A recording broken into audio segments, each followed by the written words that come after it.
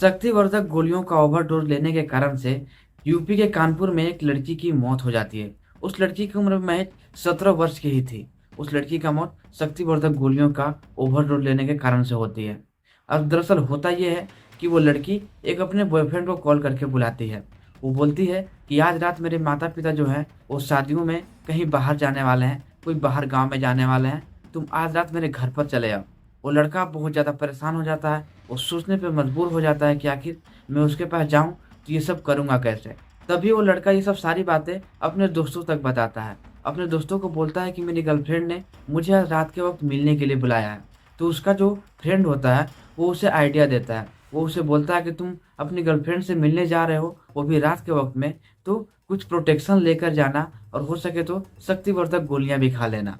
अब उसके जो सारे दोस्त होते हैं वो उसे कुछ शक्तिवर्धक गोलियाँ खरीदवा देते हैं और प्रोटेक्शन भी खरीदवा देते हैं। उसके बाद वो लड़का बहुत ज़्यादा खुश हो जाता है। अब वो तैयार हो चुका था अपने गर्लफ्रेंड से मिलने के लिए। अब वो लड़का इन सब सारी चीज़ों को लेकर बहुत खुश हो जाता है कि मुझे तो अपनी गर्लफ्रेंड से मिलने जानी है और मेरी तैयारी सारी पक्की हो चुकी है। और इधर जो ये लड़की के माता-पिता हैं, वो भी शादी में जाने के लिए तैयार हो रहे होते हैं। वो भी शादियों में जाने के लिए रेडी हो जाते हैं। दोस्तों, मेरा नाम है राहुल। चलिए वीडियो में आगे बढ़ते हैं, लेकिन वीडियो में आगे बढ़ने से पहले मेरी एक छोटी सी रिक्वेस्ट आपसे यही रहती है कि वीडियो को लाइक करके चैनल को सब्सक्राइब जरूर से कर देना, ताकि मेरा हौसला यूं ही बढ़ता रहे और मैं कोई भी आगे वीडियो लेकर आऊँ तो सबसे पहले आप तक वो अपडेट जा सके। तो चलिए वीडियो को शुरू से शुरू करते हैं। दोस्तों, दिन थी 13 दिसंबर 2024 की। एक फैमिली प्लान करती है एक शादी में जाने के लिए, और इधर उसकी जो बेटी है, जो कि 17 वर्ष की बेटी थी, वो भी अपने माता-पिता के साथ जाने के लिए प्लान करती है। लेकिन अचानक से उसका बॉयफ्रेंड का कॉल आता है। उसका बॉयफ्रेंड उससे बोलता है कि तुम आज शादी में मत जाना, तुम अपने माता-पिता को ही जाने दो, तुम घर पर अकेली रहना, क्योंकि मैं तुमसे आज मिलना चाहता हूँ। वो लड़की थोड़ी-सी सोचती है, फिर बोलती है कि ठीक है, मैं अपने माता-पिता के साथ नहीं जाऊँगी, मैं घर पर ही रहूँगी, लेकिन मेरे माता-पिता मुझे अकेले नहीं छोड़ेंगे। तो वो बोलती है कि अगर अगर मेरे माता-पिता मुझे अकेले नहीं छोड़ेंगे, तो मेरी एक छोटी बहन है जो कि 5 वर्ष की है। मैं अपनी छोटी बहन के साथ अगर सोने के लिए राज़ी होती हूँ, तो मेरे माता-पिता मुझे अकेले ही छोड़कर जा सकते हैं। अब सारा प्लान के मुताबिक ही चल रहा था। वो लड़की प्लान करने लगती है और अपने माता-पिता को वो बोलती है कि आप छोटी को यहीं पर छोड़ के चली जाओ और आप अकेले ही चले जाना, क्योंकि आज बहुत ही ठंडी है। मैं भी नहीं जाऊँगी और छोटी को भी मत भेजो, क्योंकि बहुत ठंडी है। वो यहीं पे मेरे साथ ही सो जाया करेगी। तो जो लड़की है, जो कि 5 वर्ष की थी, वो भी अपनी दीदी के साथ सोने के लिए मान जाती है और फिर वो उन दोनों रात में वहीं पे सोते हैं। और इसके जो माता-पिता हैं, उसके माता-पिता निकल जाते हैं उसी गाँव में, जो कि वहाँ से 10 किलोमीटर की दूरी पे था। अब जो लड़की के माता-पिता हैं, वो निश्चिंत अपने दोनों बेटियों को घर पर ही छोड़ देते हैं। और इधर जो बड़ी बेटी है, जो कि 17 वर्ष की थी, वो अपने बॉयफ्रेंड को कॉल लगाती है।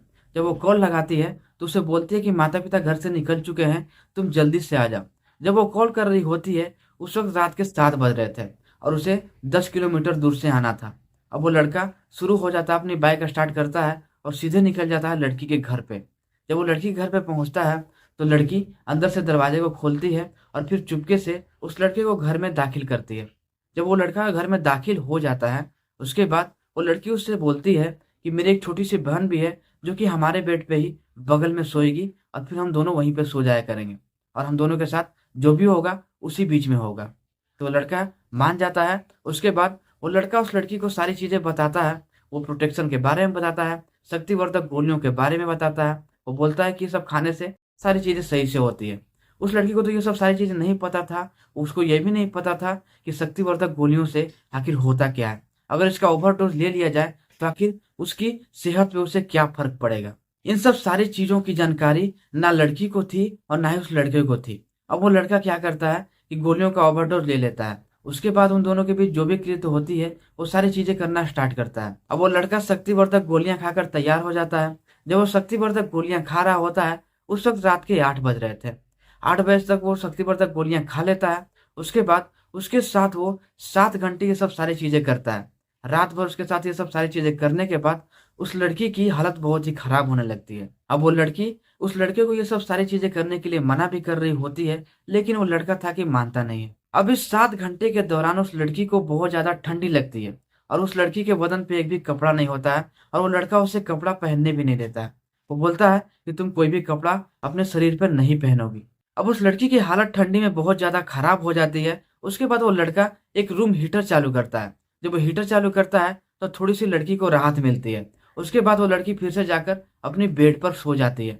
लेकिन वो फिर से अपने बॉयफ्रेंड को बोलती है कि मुझे कपड़े पहनने दो, लेकिन वो कपड़े नहीं पहनने देता है और फिर से उसके साथ वो सब सारी चीज़ें वो करना शुरू कर देता है। अब उस लड़का को उस लड़की की कोई भी फ़िक्र नहीं थी और ना ही उसे कोई कपड़े पहनने देता है और ना ही वो ये देखता है कि लड़की की हालत बहुत ही नाज़ुक है, किसी को बुलाया जाए, किसी को आवाज़ लगाया जाए ताकि लड़की को थोड़ी आराम दे सके, थोड़ा-सा उससे अच्छा लग सके। लेकिन वो ऐसा कुछ भी नहीं करता है, वो सिर्फ़ यही सोचता है कि कैसे भी इस घर से निकला जाए। जैसे ही रात के 3 बजते हैं, वो लड़का उस लड़की को उसी हालत में छोड़ देता है। तब तक वो लड़की भी बेहोश हो चुकी थी, उसे उस वही हालत में वो छोड़ देता है और फिर वो निकल जाता है अपनी बाइक स्टार्ट करके। जब वो लड़का ये सब सारी चीज़ें कर रहा था, तो बीच में उस 5 साल की लड़की की आँख भी खुलती है, वो सारी चीज़ें देखती भी है, लेकिन वो कुछ बोलती नहीं है, वो फिर से उसी अवस्था में सो जाती है। लेकिन इधर उस लड़की की बॉडी ठंडी पड़ चुकी थी। अब 14 दिसंबर का दिन हो जाता है, उसके माता-पिता वापस से अपने घर पे आते हैं। जब वो अपने घर पे आते हैं, तो देखते हैं कि जो मेन दरवाज़ा है, जो मेन गेट है, वो ऐसे ही खुला हुआ है। उसके माता-पिता दरवाजे को खुले देखकर बहुत ज़्यादा परेशान हो जाते हैं। फिर वो घर के अंदर जब वो दाखिल होते हैं, तो देखते हैं कि जो लड़की का बेडरूम है, वो भी इसी तरीके से खुला हुआ था। फिर वो अपनी बेटी के कमरे में जाने की कोशिश करते हैं, आवाज़ भी लगाते हैं, लेकिन कोई आवाज़ देता नहीं है। फिर वो जब कमरे के अंदर जाते हैं, तो देखते हैं कि उसकी बेटी एक बेड पे लेटी हुई है, वो भी नग्न अवस्था में। उसके माता-पिता ये सब सारी चीज़ें देखकर बहुत ज़्यादा आश्चर्य हो जाते हैं। उसके बाद वो जो उसकी माता होती है, वो सिर्फ़ अंदर जाती है और सारे लोग बाहर ही रह जाते हैं। उसकी माता जब कमरे में जाती है, तो वो देखती है कि लड़की की बॉडी तो ठंडी पड़ चुकी है। वो ज़ोर-ज़ोर से जगाती है, हिलाती है, बोलती है कि बेटी उठो, लेकिन वो बेटी उठने की नाम ही नहीं लेती है। उसका जो बॉडी है वो पूरी तरीके से अकड़ चुका था, वो लड़की ठंडी पड़ चुकी थी। उसके बाद उसकी माँ बाहर निकलती है रोते-रोते और सारी चीज़ें अपने पति को बताती है। उसके पति भी बहुत ही ज़्यादा रोने लगते हैं। जब सारे लोग रोने की आवाज़ सुनते हैं, तो अगल-बगल के जितने सारे लोग होते हैं, उस कमरे में आते हैं और फिर ये सब सारी अवस्था वो देखते हैं और फिर उस लड़की के ऊपर एक चादर भी रखी जाती है, उस लड़की को ढक दिया जाता है। उसी में से एक व्यक्ति था जो कि पुलिस को कॉल कर देता है और फिर पुलिस भी मौके पर पहुँचती है और फिर सारी जानकारी वो इकट्ठा करने की कोशिश करती है उसके माता-पिता से। उसके माता-पिता बताते हैं कि हम दोनों अपने दोनों बेटियों को यहीं पर छोड़कर चले गए थे क्योंकि मुझे एक शादी अटेंड करनी थी और फिर जब सुबह आते हैं तो ये सब सारी हालत अपनी बेटी के देखते हैं। फिर वो पुलिस वाले क्या करते हैं कि जो छोटी बेटी बगल में सोई हुई थी, उस छोटी बेटी से जानकारी निकालने की कोशिश करते हैं। उस छोटी बेटी से पूछते हैं कि बेटी तुमने कुछ ऐसा देखा था? तो छोटी बेटी बहुत ही डरी हुई थी, वो कुछ भी बोल नहीं पा रही थी।